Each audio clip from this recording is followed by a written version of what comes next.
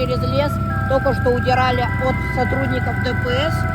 Поэтому тут заброшки, едем через лес дальше. Дима, давай второй!